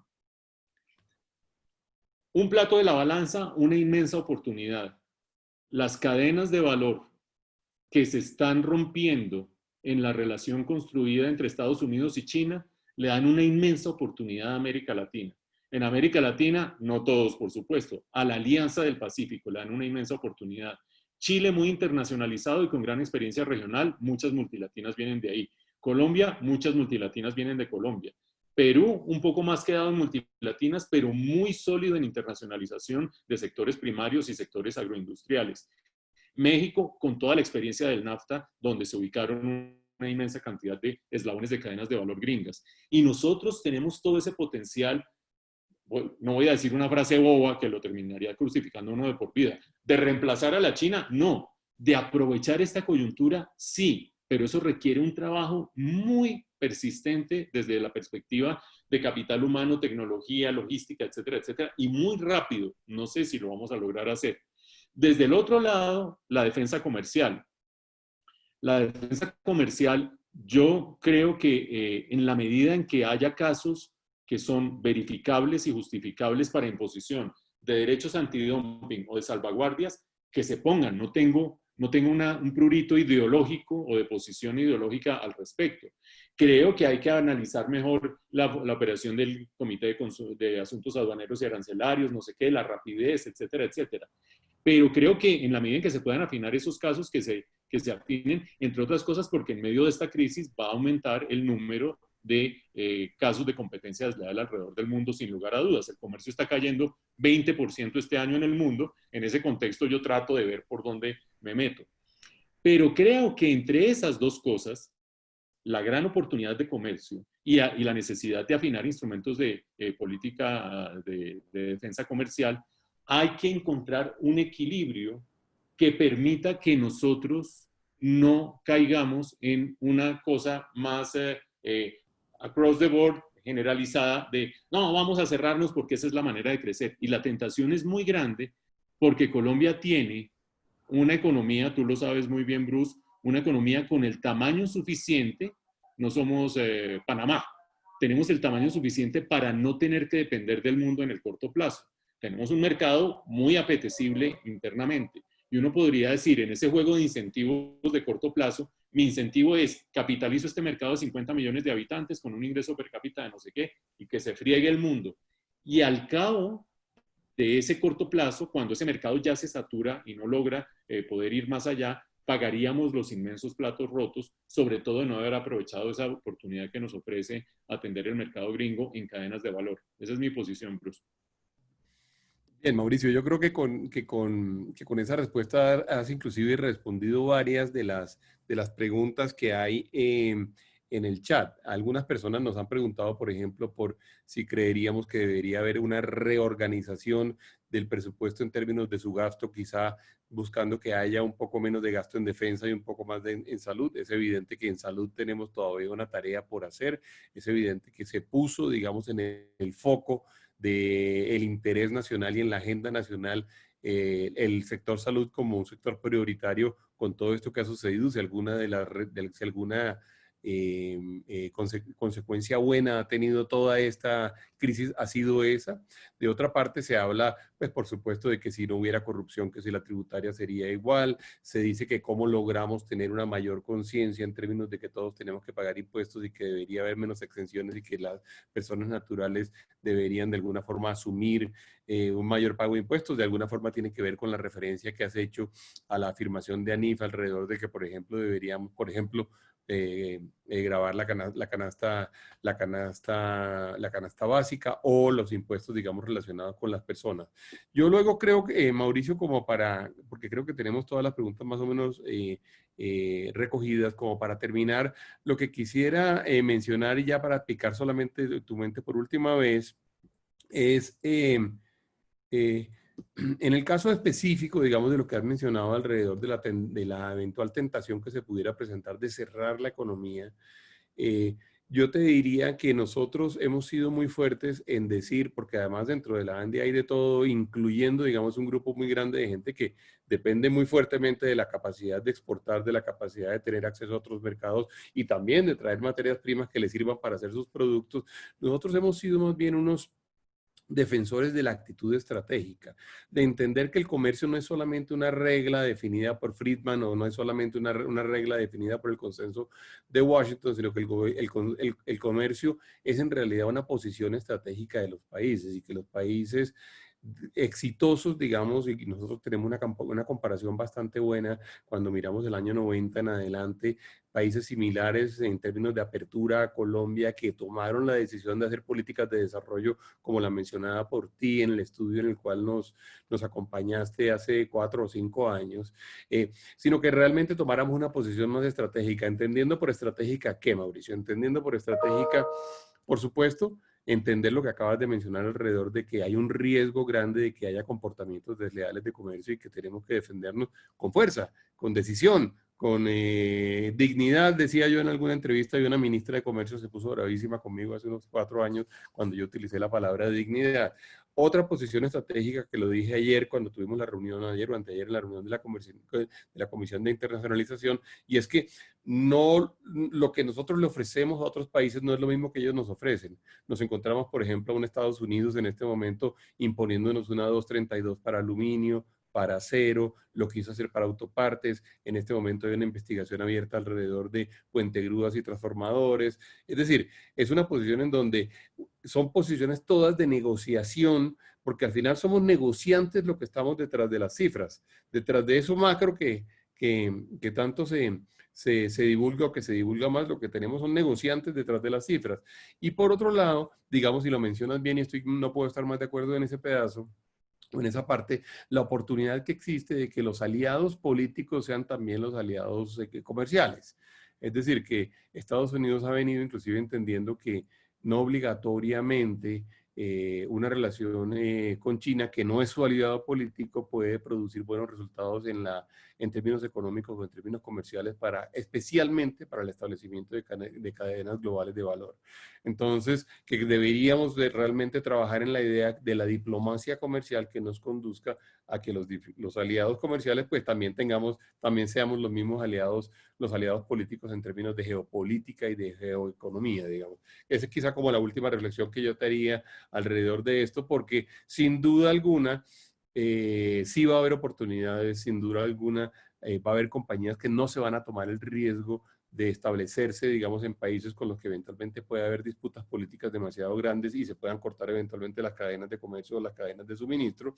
Y eso tenemos que venderlo y venderlo bien. Pero para eso necesitamos ver a una Colombia, a un país Colombia, mucho más estratégico, que sea percibido como estratégico, pero que nosotros también nos percibamos como estratégicos y estemos haciendo permanentemente acciones estratégicas que no solamente respondan pues al consenso de Washington del año 1989.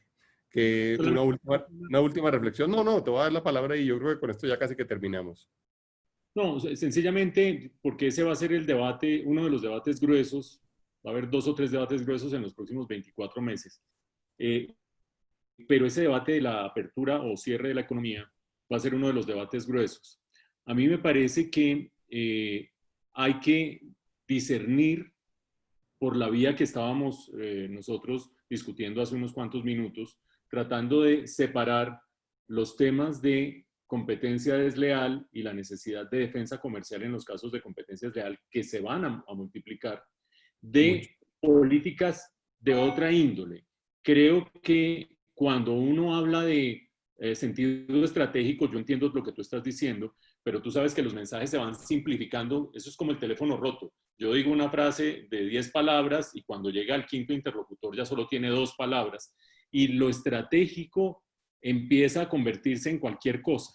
Entonces, creo que ahí hay que ser muy cuidadosos de no terminar generando una protección mayor en sectores que ya hoy en día, por la vía de barreras no arancelarias, han suplido la caída de barreras arancelarias que generan rentas excesivas y que entorpecen, como tú bien dices, muchos de los afiliados tuyos están en esa condición, cadenas de valor precarias, chiquitas, lo que sea, pero cadenas de valor regionales donde hay empresas que necesitan importar para abastecer el mercado nacional y otras que necesitan importar para poder exportar. El sector que nos convoca el día de hoy, el farmacéutico, en gran medida es muestra de ese estilo de necesidades. Entonces, como este debate va a seguir hacia adelante, Bruce, pues ahí seguiremos en nuestro intercambio de ideas ya de varios años. Y pues no, me queda agradecerles a todos los que nos han acompañado, Ana María, por supuesto, por la invitación. Me parece que de aquí en adelante tenemos mucho que empujar conjuntamente entre todos para ver si el 2022 no es un año horrible. Muchas gracias, Mauricio. Ana María, muchas gracias por esta oportunidad. No, a ustedes muchas gracias por acompañarnos el día de hoy. No hemos recibido sino aplausos a través del chat y diferentes medios. Seguimos en esta charla y bueno, buen día a todos los que siguen conectados en la mañana de hoy. Buen día, hasta luego. Gracias a todos, hasta luego. Gracias. Gracias, Mauricio.